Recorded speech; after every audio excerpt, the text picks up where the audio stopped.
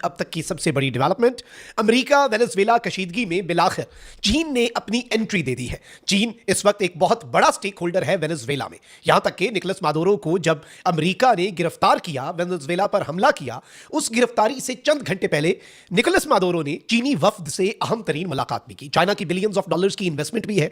Venezuela एक oil rich country है और इसीलिए यह मुल्क इंतहाई अहमियत का हामिल भी है। वेनेजुएला की आजादी के हवाले से अमेरिका को सख्त पैगाम दिया है और चीन जिसके हवाले से आलमी जरीदे भी अब ये बात कर रहे हैं कि ये चाइना की अथॉरिटी को भी चैलेंज करने के मुतरादिफ है। चाइना जो कि ताइवान की तरफ जब कदम बढ़ाता है तो वेस्ट की फौजें एक्टिव हो जाती हैं।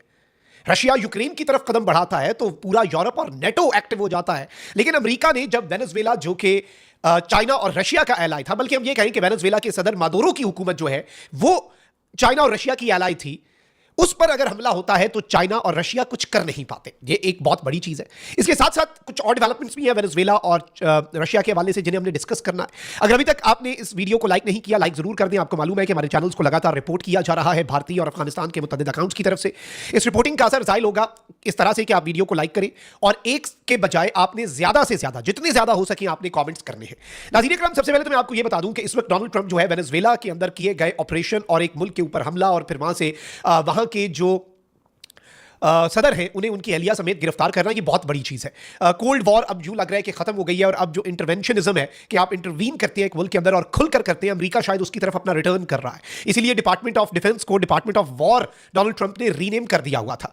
अब एक तरफ तो दीगर मुल्क जो है उनके हवाले से भी अमेरिका जो है वो धमकी दे रहा है कि हम बाकी मुल्कों में भी बहुत कुछ करेंगे। बल्कि आप देखें, वैसे वेनेजुएला के अंदर तो ये हुआ कि जो नायब सदर थी वही सदर बन गई। उन्होंने अमेरिका के हमले की मजम्मत कर दी। उन्होंने कहा कि निकोलस मादुरो को रिहा किया जाए। ट्रंप ने कहा कि भाई इस तरह की स्टेटमेंट्स देती रहो, लेकिन अमेरिका के मफादात के खिलाफ गई तो मादुरो से ज्यादा बुरा अंजाम होगा। याद रखिएगा, मादुरो अगर सदर था और खातून जो नायब सदर थी वो अगर अब सदर बनी तो वो मादुरो की तहादी थी, एक साथ रूल कर रहे थे। वेनेजुएला में जो अपोजिशन लीडर है उन्हें यह लग रहा था कि वो शायद अमेरिका उन्हें सामने ले आए, क्योंकि याद रखिएगा ट्रंप अमन का नोबेल इनाम जीतना चाहता था। उसी अपोजिशन लीडर को अमन का नोबेल इनाम मिला है और उसने जीतकर अमन का नोबेल इनाम डोनाल्ड ट्रंप के नाम भी किया था। लेकिन अब डोनाल्ड ट्रंप की मैं स्टेटमेंट सुन रहा था कि भाई इसे वेनेजुएला में इतनी पसीराई हासिल नहीं है। यूं लग रहा है कि यूएस डायरेक्ट रूल करना चाहता है फिलहाल। वहीं दूसरी जानिब कोलंबिया के सदर जो है गस्तावो पीट्रो, उन्होंने अमेरिकी सदर डोनाल्ड ट्रंप की धमकियों के जवाब में हथियार उठाने का ऐलान कर दिया है। कोलंबियन सदर गस्तावो पीट्रो ने एक्स पर जारी बयान में कहा कि अगर अमेरिकी सदर ट्रंप की जानिब से धमकियों का सामना हुआ तो वो हथियार उठाने के लिए तैयार है। इन्होंने कहा कि मैंने हथियारों को हाथ ना लगाने की कसम खाई थी, लेकिन वतन के लिए मैं एक बार फिर हथियार उठाने के लिए तैयार हूं। यह बयान एक ऐसे वक्त में आया जब अमेरिका ने हफ्ते के आखिर में फौजी कार्रवाई के जरिए अपने पड़ोसी मुल्क वेनेजुएला के सदर को हिरासत में लिया और अमेरिकी सदर डोनाल्ड ट्रंप ने कोलंबियन सदर को खबरदार करते हुए कहा कि वो अपनी खैर मनाए और तौहीन आमेज अल्फाज में एक बीमार आदमी करार दिया। ट्रंप ने कहा कि कोलंबिया एक बीमार शख्स चला रहा है जो कोकेन बनाने और उसे अमेरिका फरोख्त करने में दिलचस्पी रखता है, लेकिन वो ज्यादा अरसे तक ऐसा नहीं कर पाएगा। अच्छा, मेरे सबके अंदर इंपॉर्टेंट चीज यह है कि डोनाल्ड ट्रंप से पूछा गया कि क्या वो कोलंबिया के खिलाफ भी अमेरिकी फौजी ऑपरेशन की बात कर रहे हैं, तो जिस पर ट्रंप ने कहा कि कोलंबिया की मौजूदा हुकूमत के खिलाफ अमेरिकी फौजी कार्रवाई का इम्कान सुनकर उन्हें अच्छा लगा। मुझे ये सवाल बड़ा अच्छा लगा, इस पॉसिबिलिटी को भी मैं एंजॉय कर रहा हूं। जबकि सबके अंदर एक्स पर जारी बयान में सदर पीट्रो ने कहा कि कोलंबिया की इंसदादे मनशियात की पॉलिसी मजबूत है, ताहम उन्होंने इस बात पर जोर दिया कि फौजी ताकत के इस्तेमाल की भी एक हद होती है। अच्छा, फिर इसके साथ ही साथ एक तरफ तो ये डेवलपमेंट है, वहीं दूसरी जानिब अब चाइना जो है, ये याद रखिएगा कोलंबिया में भी चाइना के इंटरेस्ट है और वेनेजुएला इस वक्त ऑयल रिच कंट्री है और ये अब बात तेल पर ही आके रुकती हुई नजर आ रही है। जंगें वो ही तेल पे रही थी, आपको पता है इससे पहले भी। अब चीन जो है उसने खामोशी तोड़ी है और चीन ने कहा है कि वेनेजुएला में हालात में तब्दीली के बावजूद हम ताउन के फरोग की ख्वाहिश में कोई तब्दीली नहीं लाएंगे। वेनेजुएला में चीनी मफादात का तहफ्फुज किया जाएगा। उन्होंने कह दिया कि भाई वेनेजुएला के अंदर जो चाइना के मफादात हैं, चाइना के इंटरेस्ट हैं, उन्हें अब हम प्रोटेक्ट करेंगे। Now this is not a message for the Venezuelan government, this is a message for the United states of America कि भाई हमारी इन्वेस्टमेंट भी है वेनेजुएला में, हमारे वेनेजुएला के अंदर मफादात भी है, ऑयल रिफाइनरीज में हमने इन्वेस्ट किया हुआ है और हम अपने मफादात और अपने इंटरेस्ट का तहफ्फुज तो कर सकते हैं। तर्जुमान चीनी वज़ारत खारजा ने कहा कि अमेरिका की ताकत के इस्तेमाल से लातीनी अमेरिका के अमन को खतरा है। लैटिन अमेरिका में इस वक्त जो पीस और स्टेबिलिटी है उसके लिए यूएस एक डेंजर है, ये कहना था चाइना की मोफा जो है मिनिस्ट्री ऑफ फॉरेन अफेयर्स उसके स्पोक्स पर्सन का।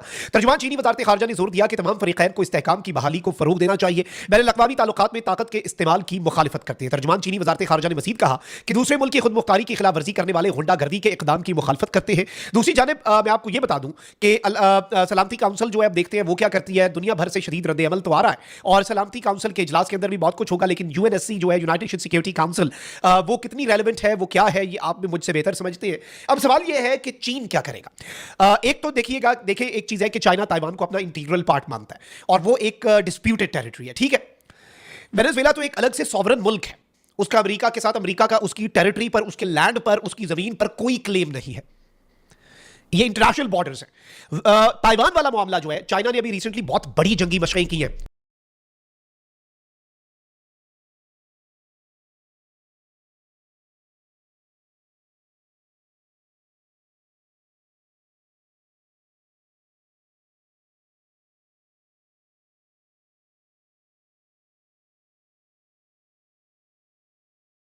At the end of year 2025, ये पिछले 3-4 दिन में।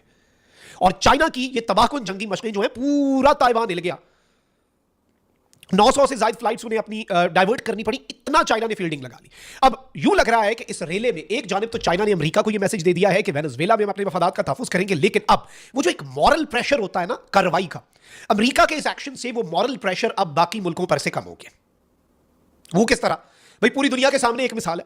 इसी रेले में अगर चाइना ताइवान के अंदर घुसकर कार्रवाई करके उसका मक्कू ठप देता है, जो कि चाइना कर सकता है, एक बड़ी मिलिट्री माइट है, दूसरा छोटा सा मुल्क है, तो चाइना जो है वो कहेगा कि भाई हमने तो, हमारा तो वन चाइना प्रिंसिपल है, ताइवान तो हमारा पार्ट है, डिस्प्यूटेड था ना, हमने कब्जा कर लिया। अमेरिका तो वेनेजुएला पे चढ़ गया, अमेरिका ने तो वेनेजुएला में कार्रवाई कर दी। और अमेरिका भी इन दिनों के अंदर अब कैसे चाइना को कहेगा कि बाज रहो, ये काम ना करना भाई, ये काम नहीं करना, क्योंकि अमेरिका की जो कार्रवाई है वो अमेरिका की एक मुल्क की कार्रवाई थी ना, वो कोई यूनाइटेड नेशंस के को एतमाद में लेकर तो नहीं की गई, वो कोई इस तरीके से कार्रवाई तो नहीं अमल में लाई गई कि जी पूरी दुनिया के सारे जो स्टेक होल्डर्स हैं सबने मिलकर फैसला किया हो कि एक मुल्क जो है वो अपनी हद से निकल रहा है। अब चाइना ने कहा है कि जी जो फोर्सिबली प्रेसिडेंट निकोलस मादुरो और उनकी बीवी को कंट्री से बाहर ले जाया गया जबरदस्ती, इसके ऊपर हमें बड़ा कंसर्न है। और अमेरिका ने जो इंटरनेशनल लॉ है और इंटरनेशनल रिलेशंस के अंदर जो बेसिक नॉर्म्स हैं, जो एक तरीकाकार है, और जो यूएन चार्टर है, उसका मकसद और उसके असूल, हर चीज की अमेरिका ने धज्जियां बिखेर दी हैं। और चाइना ने कहा है कि इस वक्त निकोलस मादुरो और उनकी बीवी की पर्सनल सिक्योरिटी, उन्हें फौरी तौर पर रिहा करें और वेनेजुएला की हुकूमत का तख्ता गिराने, और इसके साथ ही साथ बाकी चीजें जो है अमेरिका उनसे बाज रहे हैं। ये तो चाइना की असूली पोजीशन थी, लेकिन अब चाइना ने जो कहा है ना कि हम अपने मफादात का तहफ्फुज़ करेंगे, this is a very big statement. Let's be very honest here. Comment section में राय का इजहार जरूर कीजिएगा। अपना बहुत ख्याल रखें। अल्लाह निगहबान। पाकिस्तान जिंदाबाद।